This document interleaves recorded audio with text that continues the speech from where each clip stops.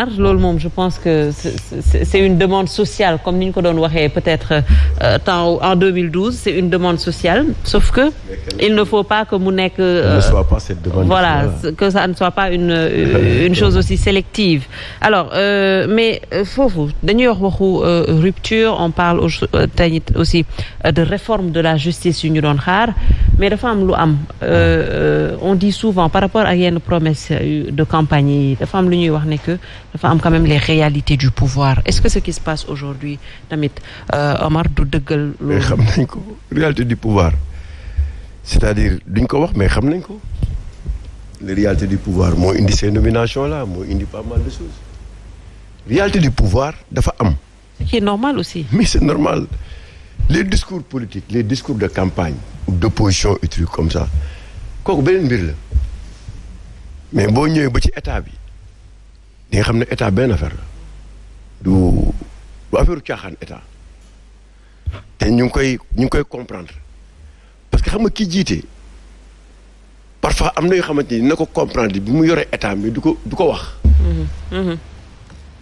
da koy dund parce que bëggu ko wax di contredire boppam mais xam na ne le pouvoir c'est autre chose.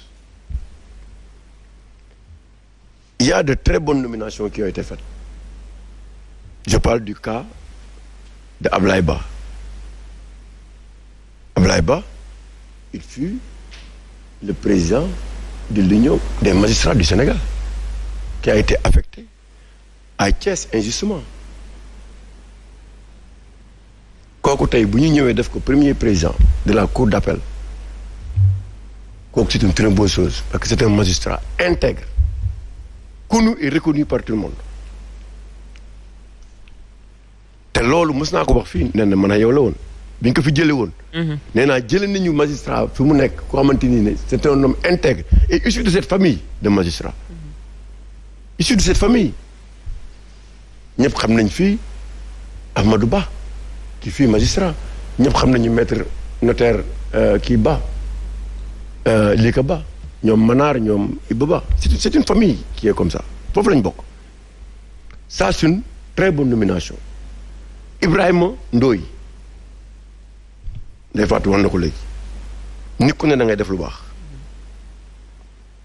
m'a assisté du début jusqu'à la fin le dossier de Bara Tall étant le représentant de l'État il a reconnu que état bi dañu juum ci affaire Bara Tall on a besoin de ces magistrats là def na ko ci pas mal de choses d'autres dossiers xamuñu nag fii fu muy mujje mais am nañ si njort bu rafet ndax dossier boobu toll woon na si benn période grave na mais kii toogal état ñëw taxaw ne franchement di xool naa ba xool mais Bara Tall mi sama aqulaay taala amul daal lu ñu koy topp loolu nag sénégalais yi jàpp nañ ko ci Ibrahima Ndoye boobu te ñu am yaakaar ne fa mu jëm tamit nu ma ko defee noonu la koy defaatee de même que le ministre bii nga xamante ni dafa am promotion muy Ousmane Diagne nekk na fi à la cour d'appel à la cour suprême daan am des positions vis-à-vis de ceux qui sont au pouvoir aujourd'hui te pourtant moom mii Ousmane mii tey bi Macky Sall jëlee réew mi la mu dund Mimi Touré la te tey Mimi Touré ngi fële moom bu jógee fa mu nekkoon muy procureur de la République en grande partie Mimi Touré moo nekk ministre de la justice xeex ko et pourtant en cette période ñëpp xam nañ ne il fut un procureur intègre muy Ousmane boobu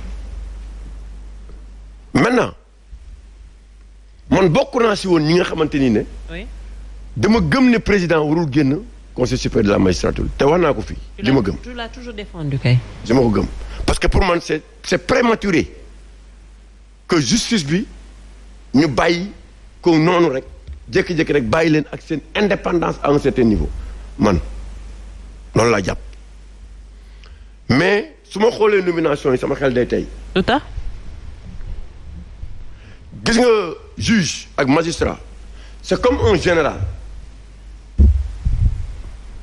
le général quel que soit son comportement il n'est pas humilié parce que li mu xam na ak fi li mu yoroon day am sa promotion ou da nga koy def ambassadeur wala nga jox ko yenn responsabilité c'est-à-dire aujourd'hui même bu fekkee ne ñoom am nañu le choix bu la neexee def ay changements mais que les gens ne sentent pas que c'est un règlement de compte qu'ils sont en train de faire dans ce niveau. Parce que aussi oui. Parce que bu ñu waxee Tambacounda ñoom ñëpp fu mu nekk nii yaakaar nañ ne Tambacounda ku ñu fa yóbbu rek mooy bëggatuñ la te loolu moo am loolu moo am juge yi ñu fi jëlee ak magistrat yi li ñu xam bu ñu ko waxee du baax à tous les niveaux mën naa la jëlee fi nga nekkoon nag mais bu ma sentir ne yow mii dama la bëgg a heurter wala dama la bëgg a humilier c'est pas bon ni pour les magistrats ni pour les juges même les généraux et tant d'autres ñooñu dañ leen war a sécuriser xam nga tax c'est pas parce que ils ont fait quelque chose contre toi c'est parce que ils détiennent des informations ils connaissent des choses dans ce pays yoo xamante ni bu ñu ko waxee àdduna tukki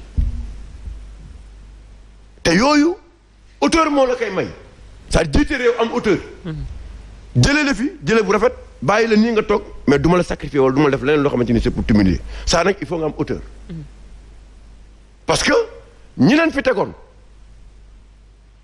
Macky Sall la mais ce ne sont pas les magistrats ou les juges de Macky Sall il faut que les gens sachent ça que tey même Diomaye tey bu fi jóge woon am ay juges ay magistrats demain il doit pas être considéré comme les juges de Diomaye ou les procureurs de Diomaye faut que les Sénégalais doivent se battre pour que ñu dindi ko ñu dindi loolu à tous les niveaux rupture bi ñuy laaj loolu ci la bokk ñu jël ay juges parce que jël nañ yenn décision wala jël procureur parce que jël na benn décision ñu ne non kii Diomaye moo ko wax wala diw moo ko wax yooyu nag ça dépend ci gestion bi parce que tey mu neex mu naqari gis nga juge ak magistrat yi li jot a am nii ku si ne di nga jël seen matuwaay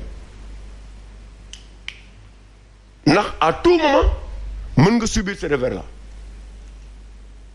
et ce serait extrêmement dangereux dans ce pays dama gëm ne président mën na si nekk mais nag nekk ci biir di jéem a xool nooy def pour di sacrifier certains magistrats ou certains juges ça on est contre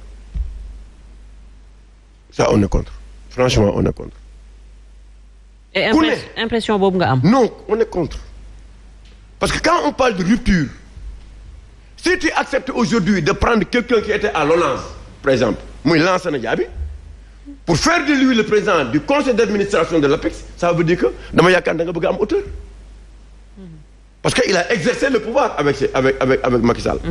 Mimi Touré l'a fait elle est sortie tout récemment maintenant d'accord nañ que nga jiite nga ne man je suis le président de tous les Sénégalais mais quand t'as humilié ça il faut l'éviter parce que non seulement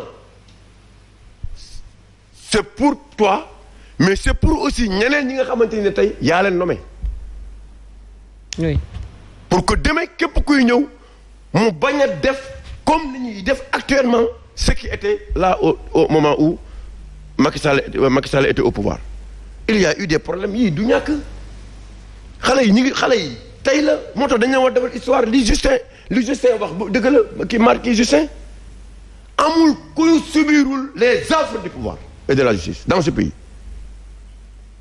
des gens ont vécu ici dans ce pays des situations yoo xamante ni ne tey man mii toog fii mën naa la wax yoo xamante ni ne mais c'est extraordinaire ce que nous avons vécu mais on n'a pas ce temps.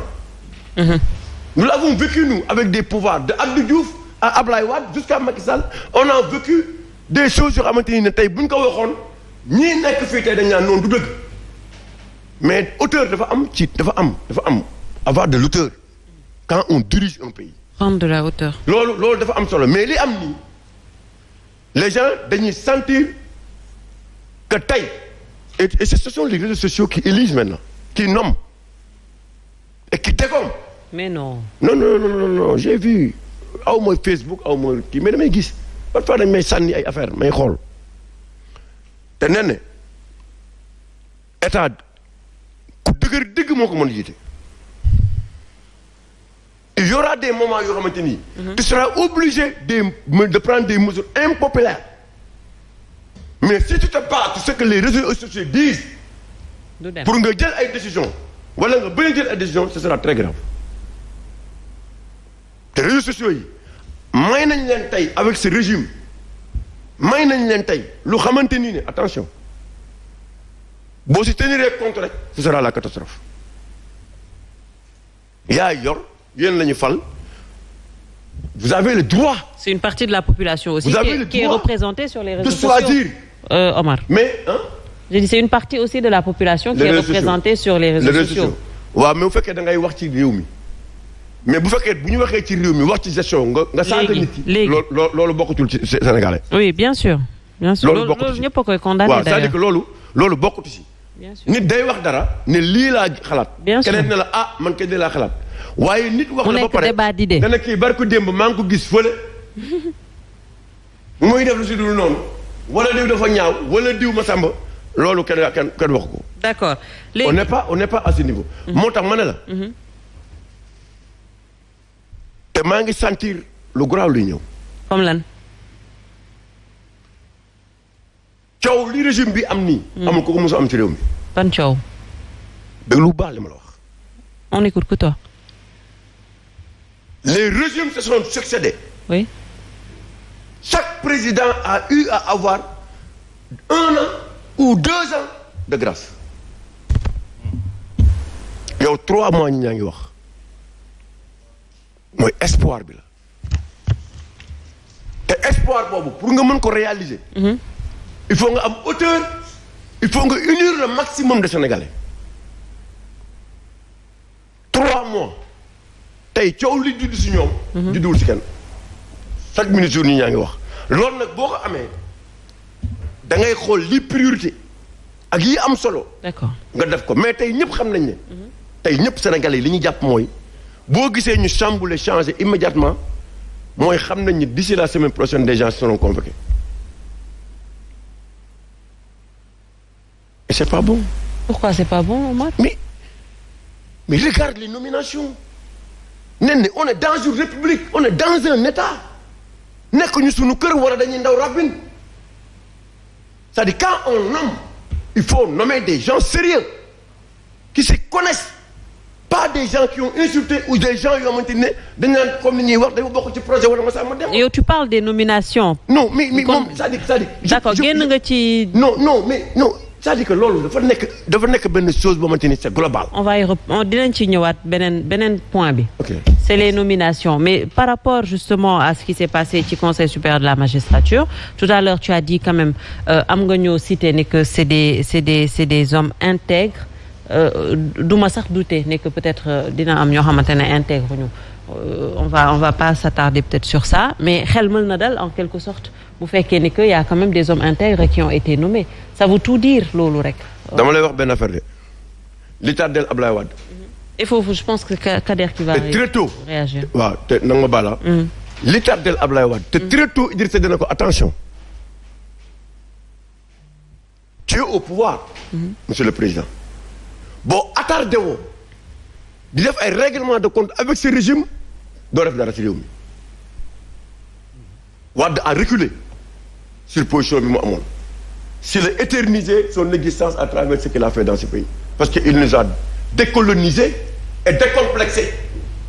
Macky est venu au pouvoir pendant 2 ans. On parle de l'affaire de Karim Wade. am na wala amul. ci reyam yëpp kay. waaw loolu nag histoire la te réew boo ko bëggee diriger da ngay tenir compte ci histoire xool fooy teg sa tànk. Très bien. parce que bëgguma tey fi ñu toll nii ñuy topp.